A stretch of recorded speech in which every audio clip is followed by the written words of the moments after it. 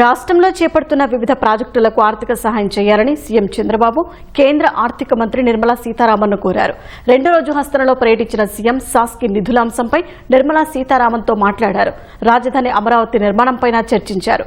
కేంద్ర కార్మిక క్రీడా శాఖ మంత్రి మాండవీయతోనూ సమావేశమైన చంద్రబాబు అమరావతిలో బ్యాడ్మింటన్ శిక్షణా కేంద్రం ఏర్పాటుకు సహకరించాలని కోరారు. ఢిల్లీ పర్యటనలో ఉన్న ముఖ్యమంత్రి చంద్రబాబు కేంద్ర ఆర్థిక మంత్రి నిర్మలా సీతారామన్తో భేటీ అయ్యారు. రాష్ట్రానికి సంబంధించిన పలు అంశాలపై చర్చించారు. వివిధ ప్రాజెక్టులకు సంబంధించి రాష్ట్రానికి ఆర్థిక సాయాన్ని కోరారు. శాస్కి కింద అదనంగా 10,000 కోట్ల రూపాయలు కేటాయించాలని విజ్ఞప్తి చేశారు. రెవెన్యూ లోటు భర్తీకి 16వ ఆర్థిక సంఘానికి ఇచ్చిన వినతిని అంగీకరించాలన్నారు. అమరావతికి రెండో విడత నిధులను గ్రాంటుగా విడుదల చేయాలని సీఎం చంద్రబాబు అభ్యర్థించారు.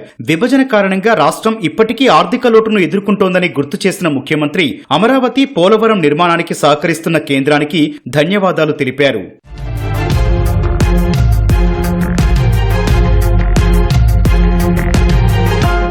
అంతకుముందు కేంద్ర కార్మిక క్రీడా శాఖ మంత్రి మన్సుఖ్ మాండవీయతో సీఎం చంద్రబాబు భేటీ అయ్యారు. అమరావతిలో అంతర్జాతీయ స్థాయి ప్రమాణాలతో బ్యాడ్మింటన్ శిక్షణ కేంద్రం ఏర్పాటు చేయాలని కోరారు. రాజధానిలో జాతీయ జల క్రీడల శిక్షణ హబ్ ఏర్పాటుకు అవకాశం ఉందని వివరించారు.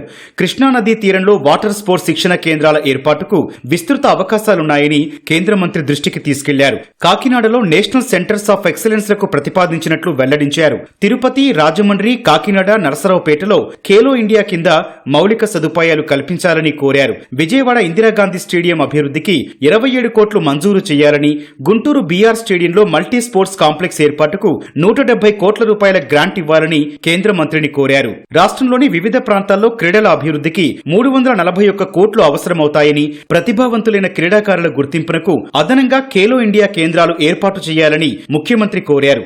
ఏపీలో స్పోర్ట్స్ ఎకో సిస్టమ్ అభివృద్ధికి చర్యలు చేపట్టినట్లు కేంద్ర మంత్రికి వివరించారు. Khelo India martial arts games 2025ను ఏపీలో నిర్వహించడంపై సీఎం ధన్యవాదాలు తెలిపారు.